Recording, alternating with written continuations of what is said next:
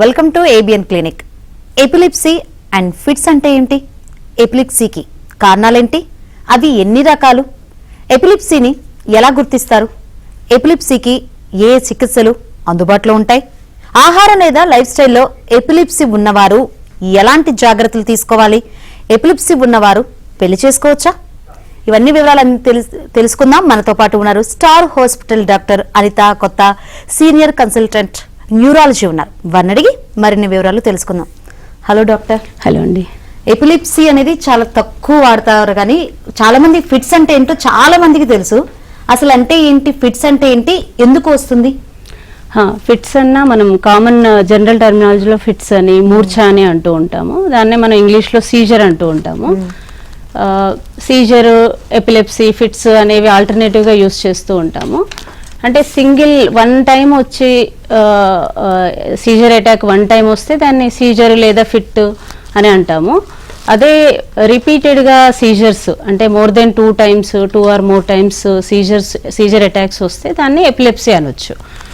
So ఈ epilepsy సీజర్కి కారణాలు ఏముంటాయంటే నార్మల్గా బ్రెయిన్లో ఎలక్ట్రికల్ యాక్టివిటీ ఉంటుంది. అది నార్మల్ పేస్లో మన ఫంక్షన్ నార్మల్గా చేయడానికి, మన మూమెంట్స్కి, మాట్లాడడానికి, అండర్స్టాండింగ్ అన్నిటికీ అది హెల్ప్ అవుతుంది. ఎలక్ట్రికల్ యాక్టివిటీ వల్లనే హెల్ప్ అవుతుంది. సో ఈ సీజర్లో ఉన్న వాళ్ళకి ఏమవుతుందంటే sudden out burst of excessive electrical burst of discharges, దానివల్ల పర్సన్ తెలివి తప్పి పడిపోవడము, అబ్నార్మల్ మూమెంట్స్ రావడము, అండర్స్టాండింగ్ లేకపోవడము, సో ఇలాంటి సిమ్టమ్స్ కనబడతాయి. దీన్నే సీజర్ అంటాము. ఇది ఒకసారి వస్తే సీజర్ అంటాము. 2 or more than 2 times వస్తే దాన్ని ఎపిలెప్సీ అంటాం అనమాట. మామూలుగా 1% దీని ఇన్సిడెన్స్ మన దగ్గర 1% పాపులేషన్లో ఉంటుంది. కామన్గానే చూస్తూ ఉంటాము. ఇదొక కండిషన్, ఇదొక డిసీజ్, డిజార్డర్ అనుకోకూడదు.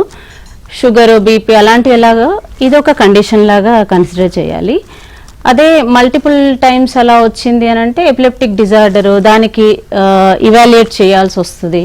న్యూరాలజిస్ట్ కన్సల్టేషన్ తీసుకొని దాన్ని ఇవాల్యుయేట్ చేసుకొని రిపీటెడ్గా రాకుండా ప్రివెంటివ్గా మెడిసిన్స్ వాడాల్సి వస్తుంది. ఎందుకు వస్తుంది అనే దాని గురించి ఇవాల్యుయేట్ చేయించుకొని అండర్లైన్ కాజ్ని కూడా ట్రీట్ చేయాల్సి వస్తుంటుంది. సో మామూలుగా ఒక 100 సీజర్ పేషెంట్స్ ఉంటే దాంట్లో ఒక 20-30% వరకు ఎపిలెప్సీ డిజార్డర్ కింద టర్న్ అయ్యే అవకాశం ఉంటుంది. అసలు ఎపిలెప్సీ అనేది అంటే ఫిట్స్ అనేది మనం చిన్నపిల్లల్లో చూస్తాము, అట్ ద సేమ్ టైం పెద్దవాళ్ళలో కూడా చూస్తాము.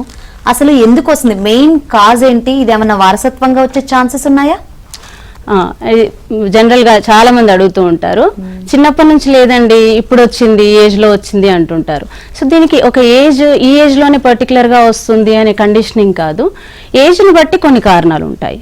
సో వారసత్వంగా వస్తుంది, ఫ్యామిలీలో ఎవరికి లేదు, మాకు వచ్చింది, ఎలా వచ్చింది అని అడుగుతూ ఉంటారు. సో ఇదేమి స్ట్రిక్ట్లీ జెనెటిక్ కాదు, ఫెమిలియల్ కాదు. సో జెనెటిక్ టెండెన్సీ కొంత ఉంటుంది, బట్ జెనెటికల్లీ మీడియేటెడ్ డిసీజ్ ఏం కాదు. సో ఈ ఏజ్ని బట్టి కొన్ని కారణాలు. ఇప్పుడు చిన్న పిల్లల్లో, చంటి పిల్లల్లో, పుట్టిన వాళ్ళల్లో కూడా ఫిట్స్ రావచ్చు. చాలా కామన్గా ఏంటంటే వాళ్ళల్లో డెలివరీ టైంలో ఏమైనా కాంప్లికేటెడ్ డెలివరీ అయినప్పుడు, ఈ మధ్యకాలంలో చాలా తక్కువ చూస్తున్నాయి, ఎందుకంటే చాలా సేఫ్ డెలివరీ, హాస్పిటల్ డెలివరీస్ అవుతున్నాయి. గవర్నమెంట్ హాస్పిటల్లో కూడా చాలా స్ట్రింజెంట్గా కండిషన్స్ తీసుకున్నారు కాబట్టి. బట్ ఇంతకు ముందు ఉన్న వాళ్ళకి, ఇంత ముందు కాలంలో మనం delivery, complicated delivery, prolonged labour అయినప్పుడు ఆక్సిజన్ అందకపోవడం వల్ల బ్రెయిన్కి, బేబీకి డ్యామేజ్ జరగడం వల్ల వెంటనే ఫిట్స్ వస్తాయి. ఆర్ కొంతకాలం తర్వాత అవి స్కార్ ఫామ్ అయిపోయి దానివల్ల జరిగిన డ్యామేజ్ వల్ల కొంత ఏజ్ తర్వాత కూడా కనబడవచ్చు. అలాగే పుట్టిన వెంటనే కొంచెం బేబీకి ఫీడింగ్ డిలే అయినప్పుడు, మిల్క్ డిలేగా ఇవ్వడం వల్ల కానీ, దానివల్ల హైపోగ్లైసీమియా వచ్చి కూడా సీజర్ రావచ్చు. కాల్షియం లెవెల్ పడిపోయి కూడా సీజర్ రావచ్చు. ఇవి ప్రివెంటబుల్ కాజెస్. సో డెలివరీ సేఫ్గా చేయడము, షుగర్ లెవెల్స్, బేబీకి షుగర్ వాటర్ ఏదో పట్టించడం, డిలే, బేబీకి ఫీడింగ్ డిలే అవుతాయి. ఆర్ కాల్షియం కరెక్షన్ చేయడం వల్ల ఇవి ప్రివెంట్ చేయొచ్చు. ఇంకా కొంచెం ఏజ్ గ్రూప్, పైన ఏజ్ గ్రూప్ తీసుకుంటే చాలా కామన్గా ఫీవర్తో, హై ఫీవర్తో పిల్లల్లో ఫిట్స్ చూస్తూ ఉంటాము. సో దాన్ని ఫెబ్రైల్ సీజర్స్ అంటాము.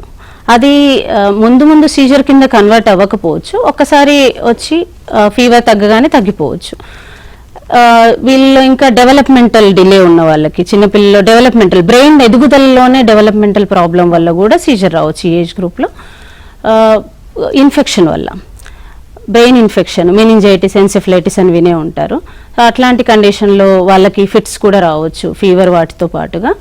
ఇంకా కొద్దిగా 5 years అబోవ్ వాళ్ళకి, 5 to 12 years వాళ్ళకి చూసుకుంటే చాలా కామన్గా ఇన్ఫెక్షన్స్లో న్యూరోసిస్టిసర్కోసిస్ అని విని ఉంటారు. ఈ నులిపురుగులకు సంబంధించిన వామ్, మనం మామూలుగా unprocessed or improperly cooked washed food, vegetables, salads తీసుకున్నప్పుడు నులిపురుగుల ఎగ్స్ ఇంటెస్టైన్లోకి వెళ్ళిపోయి గట్ నుంచి బ్లడ్ సర్క్యులేషన్ ద్వారా లార్వా ఫామ్ బ్రెయిన్లోకి వెళ్ళి అక్కడ లాడ్జ్ అయిపోతుంది. సో దానివల్ల అక్కడ ఇన్ఫ్లమేషన్, సిస్ట్ ఫార్మేషన్ జరిగి అది బ్రెయిన్లో ట్రిగ్గర్ చేస్తుంది ఎలక్ట్రికల్ యాక్టివిటీని. సో దానివల్ల ఫిట్స్ రావచ్చు. కొంతకాలం తర్వాత కూడా వీళ్ళల్లో అప్పుడు తగ్గి, చిన్నపిల్లలు అప్పుడు ఫిట్స్ వచ్చింది తర్వాత వచ్చింది అంటుంటారు. సో కొంతకాలం తర్వాత వీళ్ళలో మళ్ళీ అదే రీకరెన్స్, రిలాప్స్, రియాక్టివేషన్ వల్ల కానీ, అక్కడ స్కార్ వల్ల స్కార్ ఫామ్ అయ్యి దానివల్ల ఫిట్స్ ట్రిగ్గర్ అవ్వడం కానీ జరగవచ్చు.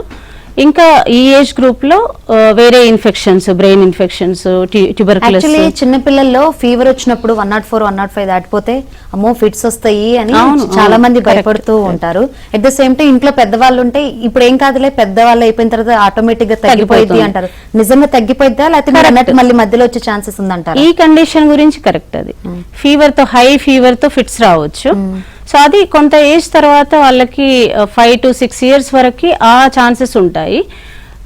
కొంచెం 6 years అబోవ్ వాళ్ళకి ఫీవర్తో మళ్ళీ ఫీవర్ వచ్చినప్పుడు ఫిట్స్ వస్తాయి, అట్లాంటిది ఏమి ఉండకపోవచ్చు. కానీ చాలా లేటర్ ఏజ్లో ఇదే కొంత ఏజ్ వచ్చిన తర్వాత చాలా రేర్గా ఒక 1% ఛాన్స్ వాళ్ళకి టెంపరల్ లోబ్ ఎపిలెప్సీ వచ్చే ఛాన్స్ ఉంటుంది. టెంపరల్ లోబ్ స్క్లెరోసిస్ అంటాము. ఇంకా ఈ 12 years ఆ ఏజ్ గ్రూప్లో యాబ్సెంట్ సీజర్స్ అంటూ ఉంటాము.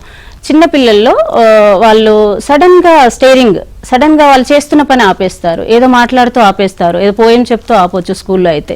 సో ఇందులో టీచర్స్ కానీ, ఇంట్లో ఫ్రెండ్స్ కానీ, ఇంట్లో పేరెంట్స్ కానీ గమనించి మల్టిపుల్ టైమ్స్ వీళ్ళు రిపీటెడ్ అటాక్స్ వస్తూ ఉంటాయి. ఒక్కొక్కసారి ఇది ఒక సైకియాట్రీ ప్రాబ్లం అని కూడా సైకియాట్రిస్ట్ని కూడా కలుస్తూ ఉంటారు. ఇవి యూజువల్గా యాబ్సెంట్ సీజర్స్లో ఇలా ఉంటుంది. అలాగే కొంచెం టీనేజ్ వాళ్ళకి జువెనైల్ మయోక్లోనిక్ ఎపిలెప్సీ అంటాము. ఇది కొంత ట్రిగ్గర్స్ ఉంటాయి దీనికి. అంటే స్లీప్లెస్నెస్, ఎక్సెసివ్ స్క్రీన్, స్ట్రెస్ ఉన్న వాళ్ళకి ఈ జనరలైజ్డ్ సీజర్స్ వస్తాయన్నమాట. దాంతోపాటు జర్క్స్ అట్లా రావడము, దీన్ని జువెనైల్ మయోక్లోనిక్ ఎపిలెప్సీ అంటాం. కొంత ఏజ్ అడల్ట్ ఏజ్ గ్రూప్ తీసుకుంటే వాళ్ళకి ఆల్కహాల్ చాలా కామన్. ఆల్కహాల్, ఎక్సెస్గా ఆల్కహాల్ రెగ్యులర్గా తీసుకునే వాళ్ళకి ఫిట్స్ రావచ్చు. ఆల్కహాల్ సడన్గా ఆపేయడం వల్ల ఫిట్స్ రావచ్చు. డ్రగ్ అబ్యూజ్ వల్ల ఫిట్స్ రావచ్చు. యాక్సిడెంట్స్, హెల్మెట్ లేకుండా, సీట్ బెల్ట్ పెట్టుకోకుండా ట్రావెల్ చేసినప్పుడు హెడ్ ఇంజరీ జరిగి దానివల్ల ఇమీడియట్గా బ్లీడ్ అవ్వడం, కంటూజన్ వల్ల ఫిట్స్ రావచ్చు. ఆ స్కార్ ఫామ్ అయ్యి కొంతకాలం తర్వాత వాళ్ళకి ఫిట్స్ రావచ్చు. అలాగే బ్రెయిన్ ఇన్ఫెక్షన్స్, ఇవన్నీ కూడా ఈ ఏజ్ గ్రూప్లో. కొంచెం ఇంకా 50-60 వాళ్ళకి చూసుకుంటే బ్రెయిన్ స్ట్రోక్స్ ఇప్పుడు చాలా కామన్గా చూస్తూ ఉంటాం. బ్రెయిన్ స్ట్రోక్ వల్ల ఆర్ సైలెంట్ స్ట్రోక్స్ ఫామ్ అవ్వడం వల్ల, క్లాట్ ఫామ్ అవ్వడం వల్ల కూడా ఫిట్స్ రావచ్చు వాళ్ళకి. ఈ షుగర్ లెవెల్స్ పడిపోవడము, డయాబెటిక్ వచ్చినప్పుడు షుగర్ హై అయిపోవడము, షుగర్ లెవెల్స్ పడిపోవడము, లేదంటే సోడియం లెవెల్స్ పడిపోయినప్పుడు కూడా వీళ్ళ ఫిట్స్ చూస్తుంటాము. ఓల్డ్ ఏజ్ వాళ్ళకి బ్రెయిన్ ట్యూమర్స్, ఇలాంటివి కూడా slow growing brain tumours in children, వీళ్ళు ఈ కండిషన్ అన్నిట్లలో కూడా సీజర్ లాగా ప్రజెంట్ అవ్వచ్చు. ఒక్కొక్క 30% ఆఫ్ ద కేసెస్లో మనకి ఏ కారణము దొరకపోవచ్చు. వీటిని ఇడియోపాథిక్ ఎపిలెప్సీ అంటాము, కారణం లేకుండా వచ్చే ఫిట్స్. చాలా కామన్గా ఒక 30% వాళ్ళకి మనకి కారణం ఏమీ దొరకదు. చాలా మంది ఫిట్స్ వచ్చినప్పుడు సడన్ గా అసలు వాళ్ళు ఒంటరిగా పంపించాలంటేనే చాలా భయపడిపోతూ ఉంటారు. వీళ్ళు ఎక్కడ కింద పడిపోతారో ఏంటో అని. కొంతమంది ఫోమ్ వస్తూ ఉంటుంది నోట్లో నుంచి, అయితే కొంతమంది కీస్ పెడతారు. అది కరెక్టేనంటారా? అంటే కీస్ పెట్టడం దానికి సైంటిఫిక్ రీజన్ ఏం లేదు. జస్ట్ వాళ్ళ లైక్ ఆ టైంలో ఏం చేయక అదొక ఇది దొరుకుతుంది. బట్ ఏది చేసినా చేయకపోయినా ఫిట్స్ అనేది కొంతసేపటి తర్వాత ఆగిపోతుంది. కొంతమందికి 1-2 minutes, 3 minutes వరకు వస్తుంది. తర్వాత ఆటోమేటిక్గా బ్రెయిన్లో ఎలక్ట్రికల్ యాక్టివిటీ సప్రెస్ చేసే యాక్టివిటీస్, మళ్ళీ న్యూరోనల్ సర్క్యూట్స్ ఉంటాయి, దాంతో తగ్గిపోతుంటుంది. సో మీరు ఇప్పుడు అన్నట్టు జనరల్ సీజర్స్ అన్నారు కదా, ఇందులో టైప్స్ ఆఫ్ సీజర్స్. మామూలుగా జనరల్గా మీరు చెప్తున్నది జనరలైజ్డ్ సీజర్ అంటాము. పర్సన్ సడన్ గా అరిచి కింద పడిపోయి అన్కాన్షియస్ అయిపోయి కాళ్ళు చేతులు కొట్టుకొని టంగ్ బైట్ చేసుకొని యూరిన్ పాస్ చేసే సీజర్ ని జనరలైజ్డ్ సీజర్ అంటాము. చాలా కామన్ గా చూస్తూ ఉంటాం. ఇది ఒక్కటే కాదు, వేరే ఏం చేయాలంటే అది ప్రాణాంతకమైన, అంటే పక్కన వాళ్ళు చాలా భయపడిపోతారు జరిగిపోతుంది అని. అది ప్రాణాంతకమైన అసలు? అది ఉన్న సర్కమ్స్టాన్సెస్ వల్ల డేంజర్ అవ్వచ్చు. సో పానిక్ అవ్వాల్సిన అవసరం లేదు. ఇమీడియట్ గా ఆ పర్సన్ కింద పడి దెబ్బలు తగలకుండా చూసుకోవడం ఫస్ట్ థింగ్. ఏమైనా టైట్ క్లోతింగ్ అలా ఉన్నప్పుడు వాటిని లూజ్ చేయడము, వాళ్ళని సైడ్ పొజిషన్ లో పడుకోబెట్టాలి. సో దట్ సెక్రీషన్స్ అన్ని బయటికి వెళ్ళిపోతాయి, లంగ్ లో ఆస్పిరేట్ అవ్వకుండా. ఏదైనా వాళ్ళు ఏదో పానిక్ అయిపోయి ఏదో వాటర్ ఇవ్వడము, టాబ్లెట్ ఇద్దామనో చేస్తూ ఉంటారు. కాన్షియస్నెస్ వచ్చే వరకు ఆ పర్సన్కి ఏమి ఇవ్వకూడదు. కొద్దిసేపటి తర్వాత ఆటోమేటిక్గా సీజర్ కంట్రోల్ అయ్యి తర్వాత కాన్షియస్నెస్కి రావడానికి కొంత టైం పట్టి కాన్షియస్నెస్ వచ్చిన తర్వాతే ఏదైనా ఇవ్వాలి. లేదు పర్సన్ చాలాసేపు 3 minutes కంటే ఎక్కువ కొట్టుకుంటున్నారు, లేదంటే ప్రొలాంగ్డ్ అన్కాన్షియస్ స్టేట్లో ఉన్నారు అంటే ఇమీడియట్గా హాస్పిటల్కి తీసుకెళ్ళాలి. చాలా రేర్గా సీజర్ వల్ల, సీజర్ పర్సే వాళ్ళకి ఎరిథ్మియాస్ రావడము, ఆస్పిరేషన్ జరగడం వల్ల లైఫ్ థ్రెట్ ఉంటుంది చాలా రేర్గా. బట్ సర్కమ్స్టాన్సెస్ వల్ల వాళ్ళకి ఇంజురీస్ రావడము, వేరే సెకండరీ కాంప్లికేషన్స్ రావడం జరుగుతుంది. వాటిని ప్రివెంట్ చేయాలి మనం. ఓకే, ఇంతకుముందు టైప్స్ చెప్తున్నారు, అసలు ఎన్ని టైప్స్ ఉంటుందండి? మనిషికి ఆ డిఫరెన్సెస్ కనిపిస్తుందా సింటమ్స్ లో? ఎస్, ఇప్పుడు ఈ జనరలైజ్ సీజర్స్ ఇప్పుడు చెప్పింది కొన్ని బ్రెయిన్ లో ఒక ఏరియా నుంచి ఫోకల్ లీజన్ కానీ ఏదైనా స్ట్రక్చరల్ లీజన్ ఉన్నప్పుడు, ఇన్ఫెక్టివ్ ఫోకస్ అట్లా ఉన్నప్పుడు వాళ్ళకి డిఫరెంట్గా ప్రజెంట్ అవ్వచ్చు. సో ఆ బ్రెయిన్లో ఆ ఏరియాని బట్టి సిమ్టమ్స్ వస్తాయి. ఇప్పుడు ఇందాక టెంపరల్ లోబ్ ఎపిలెప్సీ అన్న, టెంపరల్ లోబ్లో స్కార్ కానీ ఏదైనా స్లో గ్రోయింగ్ ట్యూమర్స్ అట్లా ఉన్నప్పుడు వాళ్ళల్లో జస్ట్ వాళ్ళు సడన్గా స్టేర్ చేయడము, కన్ఫ్యూజ్డ్గా బిహేవ్ చేయడము, ఆర్ అబ్నార్మల్ యాక్టివిటీస్ చేయడం, మూమెంట్స్ ఆటోమేటిజమ్స్ అంటాం, హ్యాండ్ పికింగ్, క్లోత్ పికింగ్ కానీ, స్మాకింగ్, చూయింగ్ మూమెంట్స్ అట్లా చప్పరిచ్చినట్టుగా చేయడం అలా చేస్తారు. సో అది దాని ఫీచర్ టెంపరల్ లోబ్ నుంచి వస్తే. ముందు భాగంలో ఫ్రాంటల్ లోబ్ నుంచి వస్తే వాళ్ళకి సడన్గా నిద్రలో లేచి సడన్గా sudden abnormal behaviour, abnormal thrashing movements లాగా చేస్తారు. సో అది ఫ్రాంటల్ లోబ్ సీజర్కు ఆ టైప్ ఉంది. అదే విజన్ ఏరియాలో ఏదైనా ఫోకస్ ఉండి విజన్ ఏరియా వల్ల వస్తే వాళ్ళకి విజన్ ఫ్లాషెస్ లాగా, రెయిన్బో కలర్స్, సింటిలేటింగ్ లైట్స్ లాగా వచ్చేసి తర్వాత స్పృహ కోల్పోవడం ఏదో జరగవచ్చు. సో అది ఆ స్టార్టింగ్ పాయింట్ వెరీ ఇంపార్టెంట్. ఏ సిమ్టమ్తో వచ్చారు ఫస్ట్ అనేది ఇంపార్టెంట్. ఒకవేళ మోటార్ ఏరియా బ్రెయిన్లో మోటార్ కార్టెక్స్లో ఉంటే హ్యాండ్ లెగ్ అబ్నార్మల్ మూమెంట్స్ రావడము, టానిక్ మూమెంట్స్ లాగా రావడము. సెన్సరీ ఏరియాలో ఉన్నట్లయితే tingling sensations, abnormal sensations feel అవ్వడము. సో ఇలాంటి వచ్చి తర్వాత వాళ్ళు అన్కాన్షియస్ అవ్వచ్చు, తర్వాత జనరలైజ్ సీజర్ కింద టర్న్ అవ్వచ్చు. సో ఇలా స్టార్ట్ అయితే హిస్టరీని బట్టి ఇలా స్టార్ట్ అయితే ఏదో ఒక ఫోకస్ నుంచి యాక్టివిటీ, సీజర్ యాక్టివిటీ వస్తున్నట్టు అర్థము. సో ఇలాంటివి పార్షియల్ సీజర్స్ అని కానీ, సెకండరీ జనరలైజ్ సీజర్స్ అని కానీ అంటాము. అలా కాకుండా కొన్ని epileptic related disorders like absence seizures అని ఇంతకుముందు చెప్పాను, యాబ్సెన్స్ ఎపిలెప్సీ అంటాము. మల్టిపుల్ టైమ్స్ 30-40 టైమ్స్ వాళ్ళకి వస్తూ ఉంటాయి. సడన్ స్టేరింగ్, సడన్గా వాళ్ళు చేసేది ఆపేసి తర్వాత నార్మల్ అయిపోతూ ఉంటారు. అలాగే ఈ జోనల్ మైక్లోనిక్ ఎపిలెప్సీ అనేది ఒక టైపు. దీంట్లో స్లీప్లెస్నెస్, ఎక్సెస్గా స్క్రీన్ టైమ్, ఎర్లీ మార్నింగ్ వస్తుంటాయి వీళ్ళకి, ఎర్లీ మార్నింగ్ జర్క్స్, ఇలాంటి ఫీచర్స్ వాళ్ళకి రావచ్చు. సో ఇందులో ఇలాంటి టైప్స్ ఆఫ్ సీజర్స్ ఉంటాయి. అసలు ఈ ఫిట్స్ని ఎలా గుర్తిస్తారు, అసలు ఎలా డయాగ్నోస్ చేస్తారండి? సో ఇప్పుడు ఇంతకుముందు ఇప్పుడు చెప్పినట్టుగా ఫస్ట్ అసలు హిస్టరీ అనేది ఎలా తీసుకోవాలి, ఇది ప్రాణాంతకమా అసలు, అదే దాన్ని అసలు డయాగ్నోసిస్ ఎలా చేస్తాము. So first thing is any condition first history. అసలు అంటే సీజర్ వచ్చిన పేషెంట్ హిస్టరీ ఇవ్వలేడు, వాళ్ళకు గుర్తుండదు, ఆ టైంలో కాన్షియస్నెస్ ఉండదు. కాబట్టి బై స్టాండర్డ్స్ నుంచి హిస్టరీ తీసుకోవడము. సో వాళ్ళు చెప్పిన దాన్ని బట్టి మనం అది జనరలైజ్ సీజరా ఎలా వచ్చింది అనేది. పేషెంట్ కూడా అప్పుడప్పుడు ఆరా అంటాము, వార్నింగ్ సిమ్టమ్. ఇంతకు ముందు చెప్పిన సిమ్టమ్సే అబ్నార్మల్ మూమెంట్స్ కానీ, సెన్సేషన్స్ కానీ, అవి ఆరా లాగా వార్నింగ్ సిమ్టమ్ లాగా రావచ్చు, దాని తర్వాత అన్కాన్షియస్ అవ్వచ్చు. సో అలాంటిది ఉంటే ఫోకల్ సీజర్, ఒక ఫోకస్ ఉన్నట్టు అర్థం. అలానే ఈ యాబ్సెన్సెస్ లాగా ఉంటే యాబ్సెన్స్ ఎపిలెప్సీ. సో ఇలా డిఫరెంట్ టైప్స్ హిస్టరీని బట్టి మనము ఒక కంక్లూజన్కి ఏ టైప్ ఆఫ్ సీజర్ అనేది రావచ్చు. ఇంకా ఫర్దర్గా ఎందుకు వచ్చింది అని కనుక్కోవడానికి వాళ్ళ డెలివరీ టైంలో ఏమైనా కాంప్లికేషన్స్ జరిగాయా, ఫీవర్ వచ్చి ఏమైనా సీజర్ వచ్చిందా ముందు, అంటే ఫెబ్రైల్ సీజర్ వచ్చిన వాళ్ళకి ఫ్యూచర్లో నేను చెప్పినట్టు టెంపరల్ లోబ్ ఎపిలెప్సీ చూస్తూ ఉంటాము. ఆర్ వాళ్ళకి ఏమైనా హెడ్ ఇంజరీ హిస్టరీ ఏమైనా ఉండిందా, ట్రామా ఏమైనా హిస్టరీ ఉండిందా, చిన్నప్పుడు బ్రెయిన్ ఇన్ఫెక్షన్ ఏమైనా వచ్చిందా, ఆల్కహాల్ హిస్టరీ.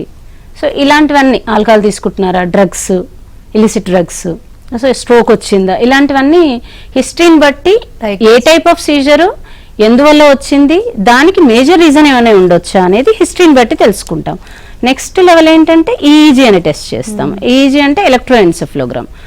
స్కాల్ప్ పైన లీడ్స్ పెట్టేసి ఎలక్ట్రికల్ యాక్టివిటీని మనము చూస్తాం అన్నమాట స్క్రీన్ పైన. సో దాన్ని ఈజీ అంటాం. దాంట్లో మనకి ఒక 30% ఆఫ్ ద కేసెస్లో మనకి తెలియచ్చు seizure, a type of seizure, ఏమైనా ఫోకస్ ఉందా అనేది తెలియచ్చు. అండ్ ఇంకొకటి ఏంటంటే అన్నీ కూడా మనం ఇలా అన్కాన్షియస్ అయి పడిపోవడము, మూమెంట్స్ రావడం, అన్నీ సీజర్ అయి ఉండకపోవచ్చు ఒక్కొక్కసారి. కొంతమంది చిన్నపిల్లలు ప్రేయర్ చేస్తున్నప్పుడు ఫుడ్ బ్రేక్ఫాస్ట్ చేయకుండా కింద పడిపోవచ్చు. సో హైపోగ్లైసీమియా, సింకోప్ లాగా. లేదంటే ఎల్డర్లీ పీపుల్ కూడా వాళ్ళకి సిఓపిడి, ఆస్తమా అట్లాంటివి ఉండి వాళ్ళు bouts of cough, repeated cough వచ్చేసి అన్కాన్షియస్ అయి పడిపోవడము, లేదంటే వాళ్ళలో కూడా కొంచెం అబ్నార్మల్ మూవ్మెంట్స్ రావడం, ఇవన్నీ సింకోప్స్. ఇప్పటి వరకు అసలు ఫిట్స్ ఎందుకు వస్తుంది, ఏ ఏజ్ లో ఎటువంటి ప్రభావం చూపిస్తుందో మనం మాట్లాడుకున్నాం. సో మెయిన్ గా చూసుకుంటే ఆడపిల్లల గురించి ఎక్కువ టెన్షన్ పడుతూ ఉంటారు. ఎందుకంటే అసలు వీళ్ళకి పెళ్ళి అవుతుందా, పెళ్ళైన తర్వాత వీళ్ళకి ప్రెగ్నెంట్ వస్తుందా, ఎలా ఉంటుందని చాలా టెన్షన్ పడుతుంటారు తల్లిదండ్రులు. అసలు ఆడపిల్లల మీద ఎటువంటి, వాళ్ళ జీవితంపై ఎటువంటి ప్రభావం చూపుతుంది ఇది? ఆడపిల్లల్లో స్పెషల్గా ఇది ఆడపిల్లల్లో అయినా మగపిల్లలైనా ఈక్వల్ ఫ్రీక్వెన్సీతో వస్తుంది. But especially child bearing age group, pregnancy, marriage, ఈ టైంలో కొంచెం స్పెషల్ కేర్ తీసుకోవాల్సి వస్తుంది వాళ్ళ గురించి. అంటే వాళ్ళు మామూలుగా నార్మల్గా అందరూ ఆడవాళ్ళలానే వాళ్ళ లైఫ్ లీడ్ చేయొచ్చు, మ్యారేజ్ చేసుకోవచ్చు, ప్రెగ్నెంట్ అవ్వచ్చు, పిల్లల్ని కనొచ్చు, నార్మల్ లైఫ్ లీడ్ చేయొచ్చు కొంత కేర్ తీసుకుంటూ. సీజర్ ఎపిలెప్సీ ఉన్న వాళ్ళు కొంతమందికి కొన్ని రకాల ఎపిలెప్సీ మెడిసిన్స్ మనం ఇవ్వలేము ఆ టైంలో. Pregnancy and child bearing age గ్రూప్లో కొన్ని రకాల మెడిసిన్స్ వల్ల బేబీకి బర్త్ డిఫెక్ట్స్ వచ్చే అవకాశం ఉంటుందన్నమాట. సో అందువల్ల మనం కొన్ని మెడిసిన్స్ అవాయిడ్ చేయాల్సి వస్తుంది. దాంతోపాటుగా వాళ్ళకి మ్యారేజ్ అవుతుంది, మ్యారేజ్ అయ్యింది అన్నప్పుడు వాళ్ళకి మెడిసిన్స్ చేంజ్ చేయడంతో పాటు ఫోలిక్ యాసిడ్ అనే మెడిసిన్ ఇవ్వాలి. సో దానివల్ల ఈ న్యూరలాజికల్ బర్త్ డిఫెక్ట్స్ రాకుండా మనము ప్రివెంట్ చేయగలుగుతాము కొంతవరకు. సో అలాగే ఈ ఎస్పెషల్లీ ప్రెగ్నెన్సీ వచ్చింది అంటే వాళ్ళు మెడిసిన్స్ క్రమం తప్పకుండా వేసుకోవాలి. కొంతవరకు ప్రెగ్నెన్సీలో ఛాన్స్ కొంచెం పెరుగుతుంది, సీజర్ వచ్చే ఛాన్సెస్. కొన్ని ఫిజియలాజికల్ చేంజెస్ వస్తాయి కాబట్టి ప్రెగ్నెంట్ లేడీస్లో వాళ్ళకి డోస్ అడ్జస్ట్మెంట్ అవసరం పడవచ్చు. స్ట్రిక్ట్గా తీసుకోవడం అవసరం వాళ్ళు, ఎందుకంటే బేబీకి ప్రాబ్లం అవుతుంది సీజర్ వస్తే, అండ్ మదర్కి కూడా ప్రాబ్లం అవుతుంది. సో అందుకని మెడిసిన్స్ సడన్గా ఆపడం కానీ, ప్రెగ్నెన్సీ వచ్చేసింది అని భయపడిపోయి ఆపడం చేయక్కర్లేదు. వాళ్ళ కన్సర్న్డ్ న్యూరాలజిస్ట్ని, గైనకాలజిస్ట్ని మీట్ అవుతూ వాళ్ళ ఫాలోఅప్లో ఉండి రెగ్యులర్గా మెడిసిన్స్ వేసుకోవడము చేయాలి. అదేవిధంగా వాళ్ళకు 25-26 వీక్స్ అప్పుడు టిఫా స్కాన్ అనేది చేస్తాం. సో ఆ టిఫా స్కాన్ చేసినప్పుడు వాళ్ళు ఏమైనా బేబీలో డిఫెక్ట్ ఉందా అవన్నీ మనం ఐడెంటిఫై చేయగలుగుతాం. ఇప్పుడున్న టెక్నాలజీలో బర్త్ డిఫెక్ట్స్ ఐడెంటిఫై చేయడము కష్టమేం కాదు. సో అదేమైనా రెక్టిఫైబుల్ ఉంటే రెక్టిఫై చేసుకుంటాం, రెక్టిఫైబుల్ లేని వాటికి వేరే ఆప్షన్స్ ఆలోచించవచ్చు. సో అలా వాళ్ళు ఇదనేది ప్రెగ్నెన్సీ అనేది కొంచెం స్పెషల్ కండిషను. ఎస్, ఒకవేళ ప్రెగ్నెంట్ ప్లాన్ చేసుకోవాలి అనుకుంటుంటే ఈ సిచ్యువేషన్స్, ఈ కండిషన్స్లో మీరు ఎటువంటి సజెస్ట్ చేస్తారు, ఎటువంటి సూచనలు ఇస్తారు? అట్ ద సేమ్ టైం వాళ్ళ ఫుడ్ కానీ లైఫ్ స్టైల్ కానీ ఎట్లా చేంజ్ చేసుకోవాలి అంటారు? ఫుడ్లో పెద్ద రెస్ట్రిక్షన్ ఏం లేదు. ఎపిలెప్సీకి ఫుడ్కి సంబంధం లేదు, డైట్ రెస్ట్రిక్షన్స్ ఏవి అవసరం లేదు. డైట్ నార్మల్గా తీసుకోవచ్చు. లైఫ్ స్టైల్లో కొంత డెఫినెట్గా చేంజెస్ అవసరం. స్ట్రెస్ తీసుకోకూడదు. స్ట్రెస్ వల్ల, స్లీప్ డిస్టర్బెన్సెస్ వల్ల, ఎక్సెస్ స్క్రీన్ టైము, కాన్సన్ట్రేటెడ్గా స్క్రీన్ చూడడం. ఇప్పుడు బాగా ఐటీ ప్రొఫెషనల్స్ బాగా ఎక్కువ అయిపోయారు కాబట్టి వాళ్ళకి స్క్రీన్ టైం కూడా బాగా ఎక్కువగా ఉంటుంది. సో కొంచెం ఆ టైంలో స్క్రీన్ టైం తగ్గించుకోవడము, మెడిసిన్స్ క్రమం తప్పకుండా వేసుకుంటూ అవసరమైనప్పుడు మెడిసిన్ డోస్ అడ్జస్ట్ చేసేటట్టుగా, అంటే రెగ్యులర్గా ఫాలోఅప్లో అవసరం. యాక్చువల్గా న్యూరాలజిస్ట్ ఫాలోఅప్ చేసుకుంటూ మెడిసిన్స్ మాత్రం స్ట్రిక్ట్గా వేసుకోవాలి కరెక్ట్గా. యాక్చువల్గా ఫిట్స్ వచ్చిన వాళ్ళు మందులు ఎంతకాలం వాడాలి, ఎప్పుడు ఇంకా జీవితం అంతా వాడుతూనే ఉండాలా? అలాంటిదేం లేదు. ఇప్పుడు కొంతమందికి సిమ్టమాటిక్ సీజర్స్ అంటాం, ఇంతకుముందు చెప్పినట్టు ఏదైనా షుగర్ లెవెల్ పడిపోయో, బ్రెయిన్ యాక్సిడెంట్ జరగడం వల్ల, బ్రెయిన్లో ఇంజరీ అయ్యో, స్ట్రోక్ వల్ల, వేరే ఒక రకరకాల కారణాల వల్ల వచ్చే ఫిట్స్కి అయితే కొన్నాళ్ళు మెడిసిన్స్ ఇస్తాము, ఒక 6 months అట్లా మెడిసిన్స్ ఇస్తాము, ఆపేస్తాము. అంటే అది కూడా కొంచెం న్యూరాలజిస్ట్ పర్యవేక్షణలో ఉండి ఆపేయాలి. సడన్గా ఎపిలెప్సీ ఉన్న వాళ్ళు సడన్గా మెడిసిన్స్ ఎప్పుడు కూడా ఆపకూడదు. ఆపినట్లయితే వాళ్ళు repeated fits are status epilepsy అంటాం, అది కంట్రోల్ చేయడం ఇంకా చాలా కష్టం. సో అలాంటిది ఎవరికా వస్తే చాలా లైఫ్ థ్రెటనింగ్ అవుతుంది. సో అందుకని సడన్గా ఎప్పుడు ఆపకూడదు. కొన్ని కండిషన్స్లో 3 to 5 years వరకు ఇస్తాము. అట్లా 80% రికరెన్స్ ఛాన్సెస్ తగ్గుతాయి 3 to 5 years వాడడం వల్ల, స్టడీస్ అవి చెప్తున్నాయి. సో ఆ తర్వాత కూడా స్లోగా టేపర్ చేసి స్టాప్ చేయాలి. అప్పుడు అవసరమైతే ఈజీ న్యూరాలజిస్ట్ ఈజీ అడ్వైస్ చేసి ఈజీ నార్మల్ ఉంటే అప్పుడు టేపర్ చేసి స్లోగా స్టాప్ చేస్తావు 3 to 6 months.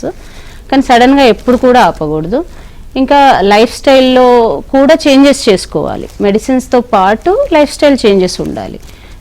ఆల్కహాల్ కూడా ట్రిగ్గర్స్, ఇవి alcohol, stress, sleeplessness, screen time ఇవన్నీ ట్రిగ్గర్ చేస్తాయి కాబట్టి సో ఇవన్నీ కూడా కంట్రోల్ చేసుకుంటూ మెడిసిన్స్ కంటిన్యూ చేయాలి. మీ దగ్గర ఎటువంటి చికిత్స అందుబాటులో ఉందండి మెయిన్గా ఈ ఫిట్స్ సంబంధించి?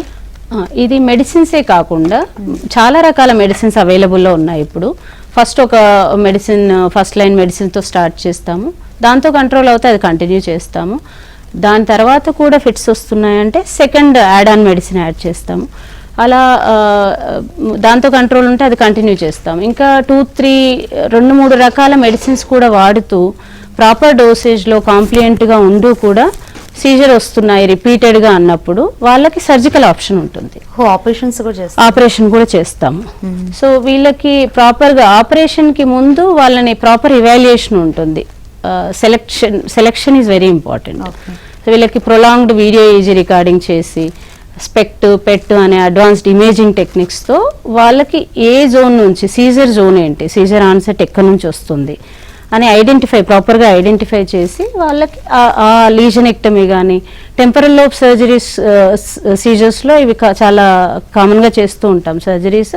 దానికి చాలా ఎఫెక్టివ్ కూడా. వీళ్ళకి almost 60 to 70% seizure control achieve చేయగలుగుతాము. సో ఆ టెంపరల్ లోబెక్టమీ కానీ అట్లాంటి సర్జరీస్ చేస్తాం. లేదు మల్టిపుల్ సీజర్ జోన్స్ ఉన్నాయి అన్నప్పుడు, వాళ్ళకి సర్జికల్లీ ఫిట్ కాదు అన్నప్పుడు వేగల్ నర్వ్ స్టిమ్యులేషన్ అనే కండిషన్తో చిన్న సర్జరీ, వేగస్ నర్వ్లో లీడ్ పెట్టేసి, ఇక్కడ నెక్లో నర్వ్ ఉంటుంది, ఆ నర్వ్కి లీడ్ పెట్టేసి పేస్ మేకర్ ద్వారా కంట్రోల్ చేస్తుంది. అది చేస్తాం. లేదంటే ఇంకా minimally invasive surgeries like stereotactic ablation అంటాము. ఆ మినిమల్లీ ఇన్వేజివ్ సింగిల్ ఫోకస్ ఉంటే సో ఆ సర్జరీస్ ద్వారా మనము కంట్రోల్ చేయొచ్చు, మెడిసిన్స్తో కంట్రోల్ అవ్వకుండా రిఫ్రాక్టరీ సీజర్స్ ఉన్న వాళ్ళకి. ఇప్పుడు చాలా మంది కొంతసేపు కింద పడిపోయి మూర్చబడిపోయి మళ్ళీ తర్వాత నార్మల్ అయిపోతారు, నెగ్లెక్ట్ చేస్తూ ఉంటారు. సో నెగ్లెక్ట్ చేయడం వల్ల ఎటువంటి కాంప్లికేషన్స్ వచ్చే ఛాన్సెస్ ఉంది? అంటే అన్నీ సీజర్ అయి ఉండకపోవచ్చు. సో ఇందాక చెప్పినట్టు కాఫ్తో కూడా ట్రాన్సియంట్గా జస్ట్ ఫ్యూ సెకండ్స్ అన్కాన్షియస్ అయిపోయి తర్వాత నార్మల్ అయిపోతూ ఉంటారు. వీటిని సింకోప్స్ అంటాము. సో ఇలా కాకుండా కొంతమంది స్ట్రెస్తో కూడా సైకలాజికల్గా బాగా స్ట్రెస్ ఫీల్ అయ్యి కన్వర్షన్ రియాక్షన్ సీజర్ లాగే మిమిక్ అవుతూ ఉంటాయి ఆ కండిషన్స్. సో అట్లాంటివి సీజర్ అయి ఉండకపోవచ్చు. సో వాటిని ప్రాపర్ హిస్టరీ అండ్ ఆ టైంలో మనం అది ఈవెంట్ రికార్డ్ చేసి వీడియో ఈజీ చేయగలిగితే మనకి అది సీజరా కాదా అనేది తెలుస్తుంది. Thank you doctor. దీని మీద ఫిట్స్ మీద చాలా డౌట్స్ ఉన్నాయి. అంటే వీళ్ళు పెళ్లి చేసుకోవచ్చా, అసలు వీళ్ళు ప్రెగ్నెన్సీ వచ్చిద్దా, ఇది ప్రాణాంతకం అని చాలా డౌట్స్ ఉన్నాయి. అన్నిటి క్లారిఫై చేశారు. థ్యాంక్ యూ సో మచ్ అండి. ఇది వాళ్ళ AVN clinic. Keep watching AVN.